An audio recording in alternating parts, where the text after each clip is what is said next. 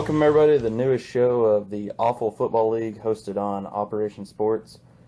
Fourth and Forever is our name. We are going to be here tonight with Raider Red, who is our co-host, and we're going to be with RFF, the commissioner of AWFL. We have a few questions for him tonight, and we're going to get to know him. I'm sure a few of us in the league know him, but it's going to be great for the new guys in the league to get to know the commish. Raider, how's it going today? Oh, man, it's going about the same as it always does. How are you doing? I know everyone's ready to get into Madden, so with no further ado, we're going to go ahead and bring in the league commissioner, RFF. RFF, are you there? Yeah, hey guys, how's it going? How you doing, buddy? Pretty good. It's good to almost be Right. back into the new Madden cycle. So I know it's coming up quick. RFF, we have a few questions for you, and I'm hoping you're not going to be shy to answer today. I don't feel that you are, but we'll go ahead and let Raider go ahead and open the floor with some questions. Absolutely. All right, man. Fire Well, away. I'm hoping you're not going to RF or Roger Goodell the shit out of me here, but I'm going to open it up with a pretty broad question and let you take this where you want it. What are your plans for the league? Where do you see us going? Yeah, absolutely. I'll kind of take that in a couple different directions. In terms of expectations from a calendar perspective, I think I put in our rules, and as we've kind of posted around Operation Sports and Reddit, that the expectation is to complete 7 seasons. So not unlike what you've seen before. As stated, we'll be simulating every other season to get deeper into the file. So that's one goal, is to make sure that we keep up what has been a pretty consistent target with this group of activity and not having a whole lot of turnover. So that's obviously a big one. Want to make sure we have 32 active and dedicated owners at all times. Looks like we're not going to have any trouble hitting that mark for release. We already have pretty much right at 32 plus a wait list. So very pleased with where we are right now and where we're going. And the last goal that I think that I'd like for us to get is just to get even one step closer to that realism mark. Obviously, it'll never be perfect. We're still limited by whatever the current version of Madden allows in terms of mechanics, but for us to be able to kind of push that envelope and do some things that other leagues aren't really doing. Yeah, I think Okay. Oh, go ahead. Okay, well, I didn't mean to interrupt you, Ivo. I know you're supposed to take this question, but okay, so sort of to take that further on your overall goals, what would you say the goals for someone who's new to simulation football, maybe new to AWFL, new to this group? I mean, what would you say the goals of this league are? If you had to pin them down, what would you say your goals are?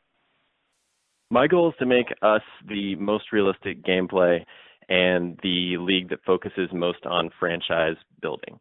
I think a lot of people are in this league because they actually care about that side of it, the team building part. They want to partake in drafts. They want to get deeper into the file. They really want to make an imprint on their team in a way that not every league puts a focus on.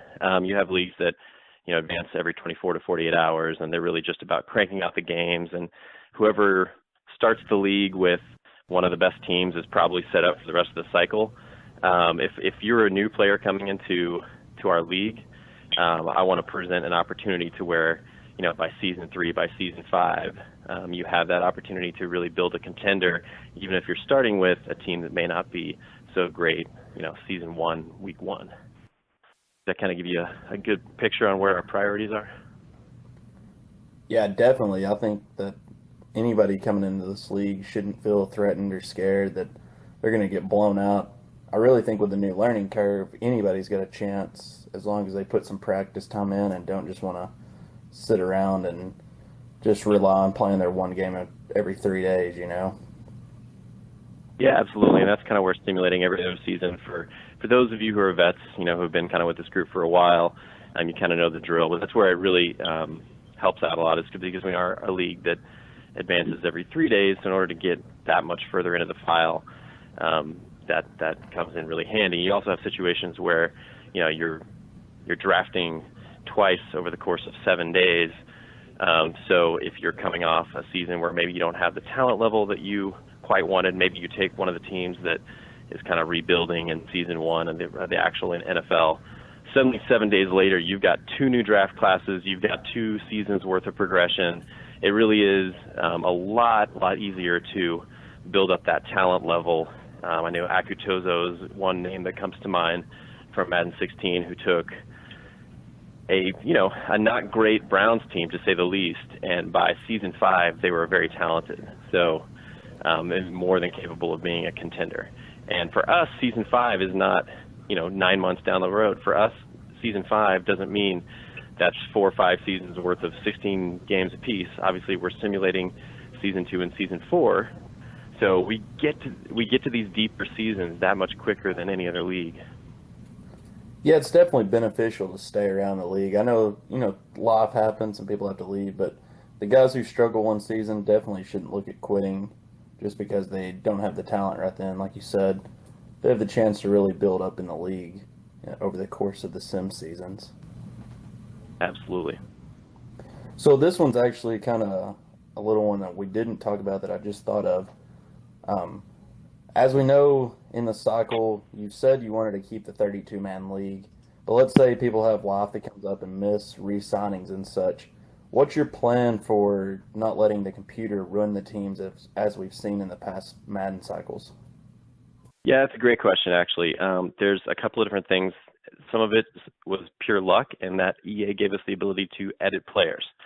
What that means is this helps us in a couple different ways. If, let's say, somebody goes inactive, somebody quits, it's the internet, it's going to happen. It's going to happen every single season. We have the ability to reinstate contracts to make sure if a team gets absolutely obliterated with regression only because they didn't have an owner, we at least have a little bit more in terms of tools to keep that from happening. On top of that, we'll be very proactive in trying to make sure that if a team doesn't have an owner for an off season, we can be proactive in terms of making sure that if there's some no-brainer re-signings, if the Oakland Raiders don't have an owner and they're debating whether or not to extend Khalil Mack, well, Khalil Mack's not going to hit free agency. So some of those no-brainer re-signings will kind of take the stance of, for the good of the league. I know it may make some other teams a little bit jealous. They don't get to go give Khalil Mack $100 million, but the idea is we want to keep it in a state where a team is not undesirable to get new owners in there. We want to make it to where new owners have an opportunity to come in and really build those teams into a contender. And that's something that, there were times where, through nobody's fault, but we definitely saw situations in Madden 16 where, computer-owned teams just got obliterated.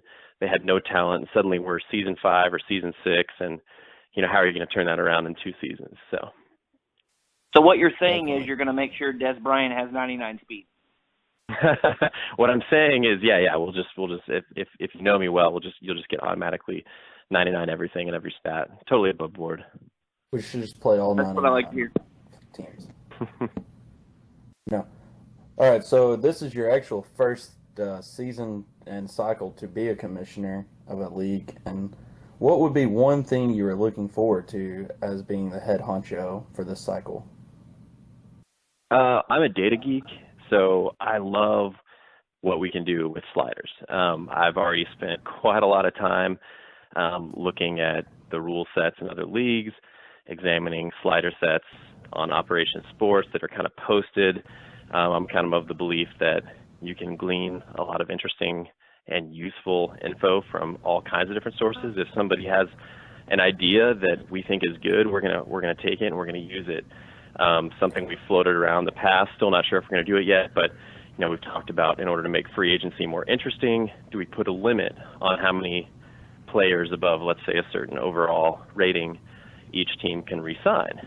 That's something that I saw directly in another league's rule set. So I'm pretty proactive in that sort of thing, and I'm really looking forward to seeing what types of things we can do to make the league feel even more realistic. We have leagues that are more strict out there. We have leagues that have no rules. I've kind of said pretty openly we're going to fall somewhere in between. I want as few rules as possible, but I don't want a Wild West where any gameplay goes, and we want to keep it as close to the NFL as possible, or I should say as close as Madden mechanics allow. And some things they simulate really, really well, or at least pretty close, and other things they do really poorly. As an example of that, I would say hurry up offense. One of the most often cited counterarguments to limitations on hurry up offense is, well, it's all over the NFL. And it is, but Madden hasn't really caught up in that regard yet.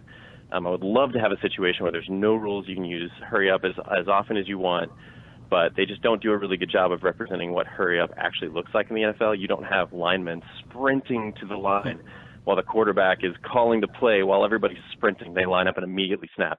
That's just not really the way it works. So that's an example of something where I think we have to have some rules, but maybe by Madden 18 we won't. So we'll always look at what can we take out in terms of rules, but keep the ones in there that need to be there. Yeah, definitely the hurry-up's poorly integrated in the Madden system. I know I struggle to stop it, and I'm sure it's a lot to do with if they catch you in the right package. Do you want to burn a timeout if it's in the second half, or do you just want to keep getting slaughtered down the field because you're in the wrong package? But, in the real sports world, college football and NFL, you have substitutes running in and out during the hurry-up offenses, and Madden does not even integrate that. So it's really hard to change your personnel when you notice they're running that hurry-up. But, yeah, I definitely agree with everything there. I like where the league is headed. So let's get to Season 1 predictions for let's go with who's who. Who do you think is going to be the big dogs, and who do you think the new guys should watch out for, and who the new guys should put the older guys on watch, the more veterans and such? Yeah, thank you. I'll go kind of division by division. I'll leave some of the more exciting predictions up to the two of you, but I'll just kind of give some of my thoughts on each division and kind of highlight, like you said, who are the veteran guys that the new guys should keep watch for, and who are the new guys that some of the veteran guys should not overlook. In the AFC East, I think the name that everybody's going to look to is Keller there. Obviously, former commissioner, our hero commissioner from Madden 15 recruited a bunch of us 2 years ago. Also a Super Bowl winner, very good player. Still his own question marks on how much time he's going to have. But I think if he decides he has the time and really gets into it, then he's going to be the instant favorite in the AFC East. Saren's a newish guy, but he is coming over from hard at work. I think he's a guy that he's got the kind of attitude that he's going to really improve. He was already a solid player before, but I could see him really taking a leap in Madden 17 compared to where he was in 16. The other two guys I've spoken at some length with, I Bleed Orange, the other Ibo, if you will. Seems like a really nice guy. He and Nut Carnus, I have no way to gauge their skill, so I'm going to put them in the complete unknown. AFC North. This one's going to be rough. I hear some pretty good things in terms of how talented Sheikh and Take is. Obviously, Aku made huge strides in Madden 16, and Mattrack is actually kind of my dark horse for a team that I could really see making some noise, not just in his division, but in the entire AFC. And then you have Guitar Daddy, who already is like one of my favorite guys in the league. He's been very laid back. He's looking for a very consistent group, so I think that's going to be a very competitive division. Obviously, my division, the AFC South, could turn out to be brutal. Big K had the opportunity to go take his beloved Vikings, but he actually wanted to stay in the AFC South so that he could knock off both Arlen and myself. He's a former Super Bowl winner, as am I, and Arlen had actually beat me the last time we played, so that's going to be a brutal division. John Albert's the guy that we don't know. He's the big unknown. He's got his work cut out for him, but he's got a good squad to do it. So I would say he should be put on watch, get ready. But then again, you never know. He could make some upsets. AFC West, another big one. Obviously, you, Ibo, a.k.a. Hounds of Hell, have a pretty nasty Broncos team. That's going to be something to watch week one. The name that I think everybody among vets would look to is ex-Warrior Monk, a.k.a. Troy. Don't know if he'll really be on the Chargers by the time the game releases. We're kind of seeing if we can get him on a team he likes a little bit more. But in the meantime, he and Sage Bus, I know I've heard great things about Sage Bus. So for veterans who don't know him, Sage Buss is a guy that you really need to worry about. And then I'm going to call out Jay Vandal as well. He's the brother of Van Wolfhawk, so we'll get to him in a little bit. But just by the brother alone, I think that he could be somebody that could be scary. NFC East, obviously Raider has won the NFC East, I think every year he's been on the Cowboys, if not just about every year, coming off a Super Bowl win late in the Madden 16 cycle, so he's on his game. Don't see Master Fokker contending that for that division. I could see Zekar giving problems, but I still see Raider commanding that division. And here's the wild card, Dan. I hear Dan's an excellent player. The type of player who, especially given the Cowboys season last year in the NFL, Dan could be the kind of player that comes in and actually unseats Raider in the division. So that's something to watch out for. NFC, you're not feeling it. All right, I like the confidence. NFC North, I think that Huskers probably still the favorite there. Am Woody's a guy a lot of people know from Hard at Work as well. Great guy, solid player, but I think he's probably not quite on Huskers level yet. Tough Dog's the big question mark. Tough Dog sort of talked himself down a little bit privately with me. He's a confident guy, but he's not necessarily claiming he's going to come out, win the entire league season one, but we'll see. We'll see. With the unknown guys, you just never know. NFC South, I think everyone knows Greatness is going to be the favorite there. Ryan and Maz are two veteran guys as well that go back. Ryan really took a step up in Madden 16 as well. I think we all kind of saw it happen, turned his team into a playoff contender, and now he's on his beloved Panthers. So should be even quicker turnaround for him since they're already a Super Bowl team. And K-Persons actually he's a big Saints fan, so I expect him to stick around. Again, he's got his work cut out for him in that division, but he's got the kind of team that he could build into a contender. And NFC West is probably going to end up being the number one division that everyone's looking at, because you have Horton 54. He's a two-time Super Bowl winner in terms of actually played Super Bowls, and I think his team actually simmed to a third Super Bowl in Madden 15. So he's been one of, if not the most successful players in our group's history. And then you have Van Wolfhawk of the Seahawks. Both of them absurdly talented teams. And Van Wolfhawk is a guy who has famously boasted that he has literally won the Super Bowl in every season he's ever played of Madden. Now, there's a couple of caveats there. Number one, he hasn't played the last 2 years of Madden. So what kind of rust are we talking about? Did he play in an older version of Madden where he was a cheesy player? I doubt it. He's a coach. He claims he's not, and I take him at face value. We've spoken at length. So was the competition at the level it's going to be here? Maybe. So I think he's going to be a contender. I don't think he's going to just go 16-0 and run the table. I think he won't win the Super Bowl season one, because I'm always going to bet, no matter who you put out there, I'm always going to bet the field over any given player in the league right now. I think the competition is just too high. But I think those are the two guys. That's the new guy and the old guy to watch in the NFC West. And I'll shut up and turn it back over to you guys I've been rambling. So. No, that was perfect. I definitely got some good outlook. I definitely think the AFC West will be a tough one, but I do agree that AFC North might be the toughest division. Yeah, it's gonna be way up there. NFC East. Look, I'm not gonna lie. Taking them all this year. Look, I'm not gonna lie, man. I hope somebody can win at least one season in the East, because I'm literally running out of places to hang these banners. Like, they're all over the place.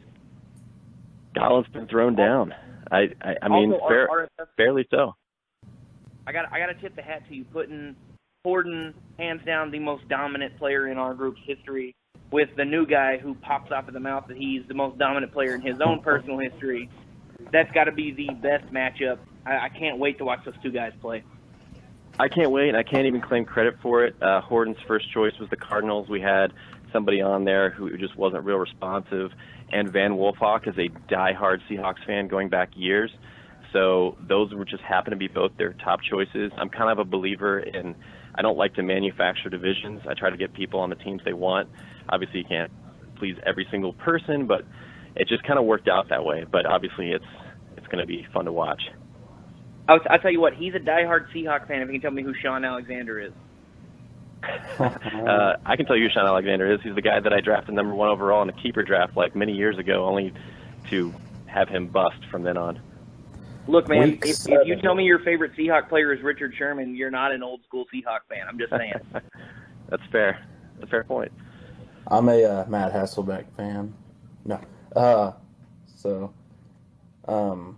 Week 7 will be the week to watch them two finally get to match up. Can't wait. It's going to be a rough season, I think, for Keller, because he actually has to play Horton week 3. He'll probably duck that game out, but He'll probably quit. I'm betting on Keller. I bet if he has time, I bet he shows up. I'm not saying he's going to win or lose, but I'm betting on him. I'm betting that he has to take his cat on a walk that day. He'll have to go swim with his shirt on. So. But, all right. So you hear a this, final question Scotland's for you. Yes. Is custom playbooks were announced today, and we're gonna start off with. We didn't announce the offensive playbooks were going to be legal this year, and I have a feeling that has a little bit to do with the incorporation of, you were talking about the hurry-up offense and how the people can stack up playbooks to make hurry-up offenses better. But give us a little insight first on your decision not to pick the offensive playbooks. Yeah, absolutely. People should know, and I've kind of had one-on-one conversations with a lot of people, I want to get to a place where all custom playbooks are allowed. I think that's the most fun version of Madden, when everyone has complete control over what scheme they run, what plays they want to include in it. I get it. I totally get why people want it. I want it myself. And it's not even only colored by kind of what happened in Madden 16. We ran an experiment, sort of. I thought it was the right decision to run the experiment to a degree. We had one guy that just really kind of ruined it for everyone. That'll happen. It's not even just because of that either. It's just I haven't really heard a strong argument against what the types of things that I think custom playbooks on offense open up, which is it's the gray area where you have the same, the unique route combos that kind of give the AI on defense problems. You also have the idea of every time you come to a line of scrimmage, if you are adamant enough about creating your playbook, you effectively have 5 plays that you can call, because you're calling the formation play, and now you set your 4 audibles. So suddenly you have 5 different plays that you can call from the line of scrimmage. At a drop of a hat, you can swap between them. There's no penalty for doing this. There's no confusion. There's never a time where your wide receiver is going to run the incorrect route. There's never a time where you're playing on the road and the crowd deafens you, so you can't do that as much. It's just all the things that the NFL uses in terms of the trickery and the complication. It's all, I get it. It's just there's also things that keep that from becoming too powerful, and Madden doesn't have those mechanics. And so while I'd like to get there, I don't think we're quite there yet. If it turns out Madden 17 might be the one, maybe season 3 or season 5, we decide to run that experiment again after we've had extensive time with the game. But until that point, I just think we're not there. Definitely agree with you there.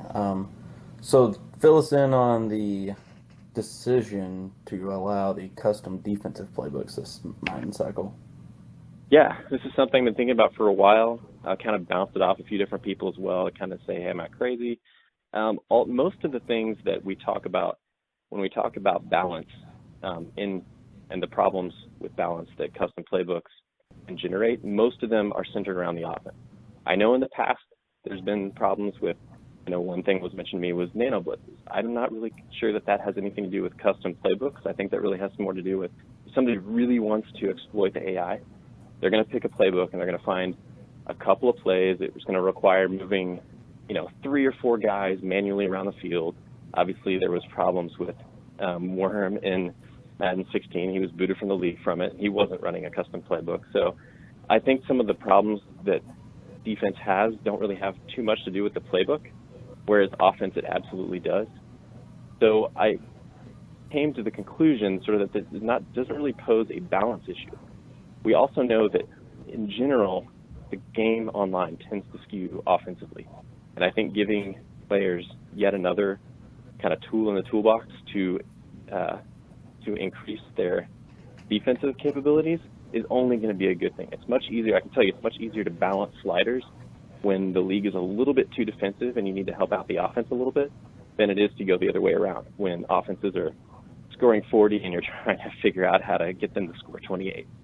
So in the end, the other argument I heard against it, which is a fair argument, is that with custom playbooks on defense, you open it up to teams being able to do too many things, I guess, is one way to phrase it, where, you have some cover 3, some cover 4, some cover 2, rather than having to pick a scheme. But the reality is all the defenses, like almost any defensive playbook that a guy is going to choose from, has the same thing. I mean, when's the last time you picked a defensive playbook that had no cover 4 in it or that had no cover 3 in it?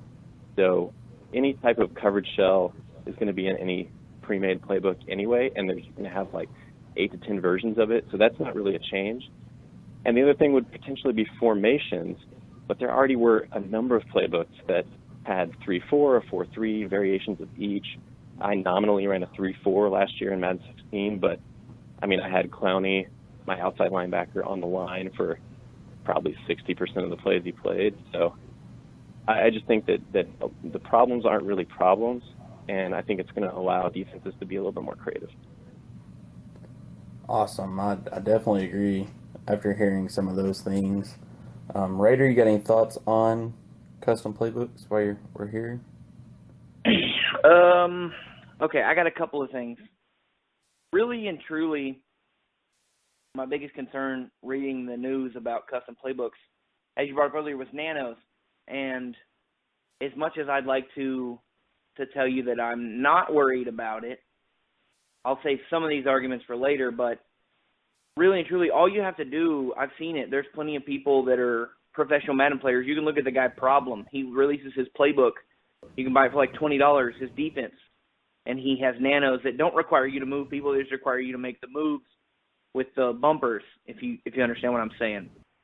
They don't require you to move players around. How are you planning to combat nanos that don't require obvious moves? Like, they don't require me to drag the middle linebacker down to the middle. All I have to do is base a line, show blitz, re-blitz the linebacker, that sort of thing. How do you plan to combat that?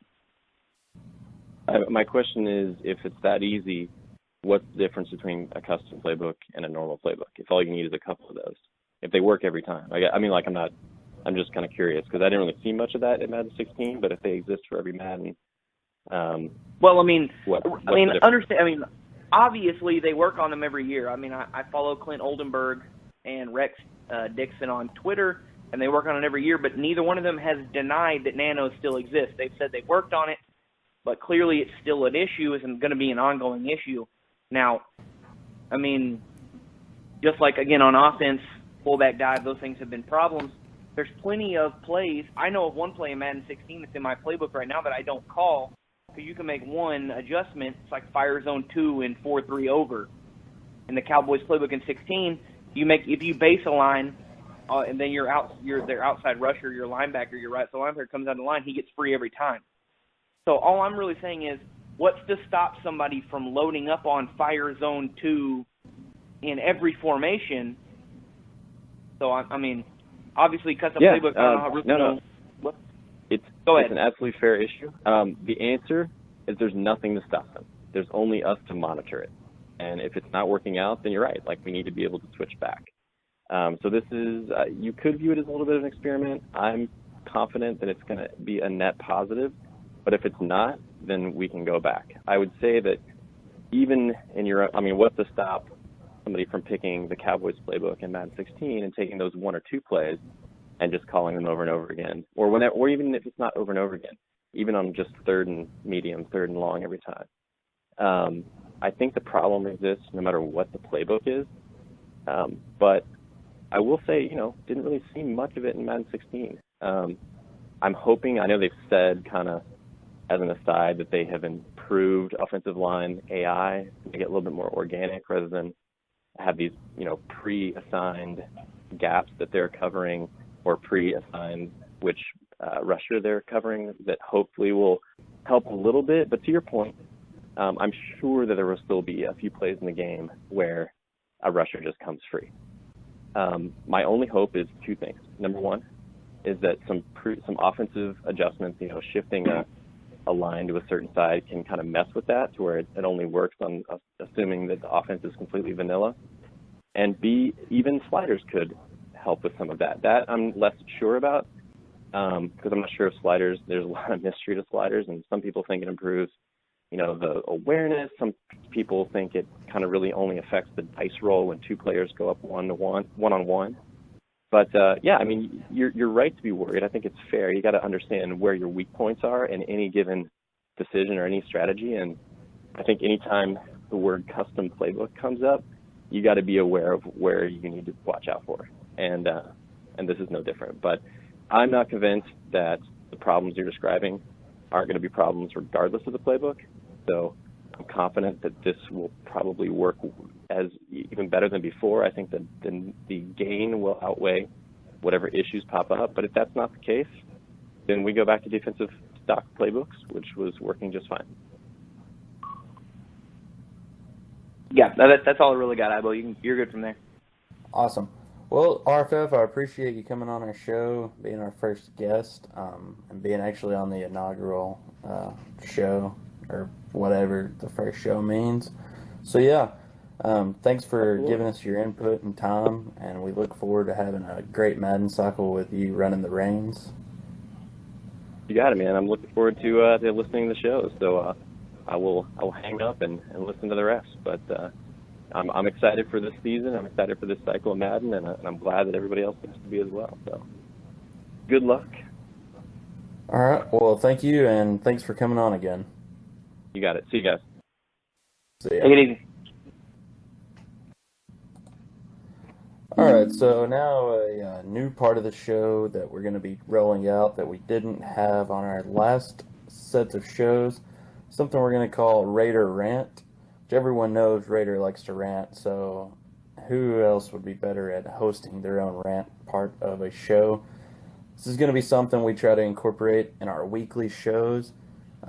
Actually, our goal is to record every Thursday night once the cycle starts. But right now we're just kind of recording to get a little content rolling with any coach that wants to come on and do any kind of interview. So for our first Raider Rant, we're going to let him take it over and give us his thoughts on whatever he wants to rant about tonight. All right, well, thank you, RFF, for coming on the show. It's always nice to have a commissioner who's got some balls to come out and say some things. Ivo, thank you again for giving me this platform for which to spew forth the things that nobody wants to hear from me, but if you're listening, you're going to hear them anyway. This is the first edition of the Raider Rant. We're going to tackle some custom playbooks. Now, anybody who's been around understands that I have a distinct hatred for custom playbooks. We gave them a shot once upon a time. Some twat ruined it for everybody, and I have hated them ever since. So you can imagine my surprise upon opening up Discord and reading that RFF had decided that we're going to allow defensive custom playbooks. Now, obviously, I was 6 beers deep into a 12-pack, as all Texans are at 5 o'clock in the morning. And I'm going to be honest, I wasn't happy. I was looking for the thumbs down button. Unfortunately, Discord is too new, has no thumbs down button. And so I took to the chat board to express my dismay. Now, I know some of you are going to be like, Raider, you need to calm down. Defensive playbooks aren't the problem. But I'm going to point it out to you this way. I'm going to give you my opinion. I'm going to give you a counterpoint to my opinion. I'm going to tell you some things that are going to help us in the future. Now, my opinion is this is a terrible idea. It's going to be awful. People are going to buy Problem's playbook off of Prima Games, which you can readily buy for $20 or $30 whenever Problem gets off his ass and decides to publish it. You can load up on plays, and you can download the PDF that tells you how to set them all up, and you don't have to move a single player. And then everybody's offense is going to absolutely hate you as you blitz them and crush them with 4 or 5 linebackers and their quarterbacks' cry tears of pain. Now, RFF is going to watch this. He's told me he's going to watch it, and that's great. So I'm going to say something that a lot of people are not going to understand, and here on the Raider Rant, I'm open to change. I like change. I don't like change in the form of coins, but I like change in the form of Madden. So when RFF tells me he's going to watch things and it can influence the future, I tend to believe him. So I'm going to give everybody a warning, and it's not going to be PC. So if you're expecting PC, shut your sensitive ears off now and don't listen. Don't fuck this up. if custom playbooks for defense work just fine, we might get custom playbooks for offense. And a lot of you guys are going to think, man, offensive custom playbooks will be great, but you're not going to get them if y'all act like cunts when he gives you the defensive playbooks. Build your playbooks. That's wonderful. Don't load them up with nanos. Don't fuck this up for everybody else. Everybody just needs to be nice, and everybody just needs to build their defense and understand that if we all put on our third grade smile and show RFF that we can all be respectful and, adults that do things the correct way, whatever. If you can all do things the right way, we can all have custom playbooks and everybody can understand that we're not all a bunch of twats and not all of us are out to play lobby ball. So, in summarization of all this, don't fuck this up. Make your playbooks. Enjoy them. Have a great time. Don't be a dick. Maybe we'll get offensive custom playbooks, and then we can all be adults. This is Raider Red. I'm here with the Raider Rant, and I'm going to go ahead and end this segment and say, don't be a bunch of twats. Man, it couldn't have been said any better. What a great way to start Raider Rant. I agree, though. I mean, if we can all just be adults and play the sim way that we all promise to play, then there should be no reason that custom playbooks never work. But we always know there is that one person who runs it for everybody, as we see every day on the news. Someone fishes in the wrong fishing hole, litters some shit on the ground, someone texts and drives, and then laws come out. So yeah, don't screw it up for everybody. Don't go to the McDonald's drive-thru and order a Happy Meal and then be like, oh, I want a Big Mac. So, I don't even know what I'm saying. But yeah, don't screw it up for everybody. That's just the opinion for Raider Rant. So, in close today, we've chatted with some RFF League Commissioner. We've had a Raider Rant. By the way, RFF, thanks for coming on. Anybody else who wants to come on, you're always welcome. Just dial in. I'll give you the phone number. Obviously, it's not live, so we'll have to catch you up on what you've missed during the show, or you can listen on mute for the whole show. Either way works. I'm up to people wanting to call in and listen live and just stay on mute. So if you want to watch us live when we start doing our weekly shows, that's cool too. Just let us know, because we used to do this live on Google Hangouts and maybe like one or two people called in and watched. So we're going to try this and see how it goes. I think we'll have more views and build on the future of podcasting. So, but yeah, I think that's going to end our show for the night. And thanks, Raider, for coming on and being the co-host. And thanks, RFF, again.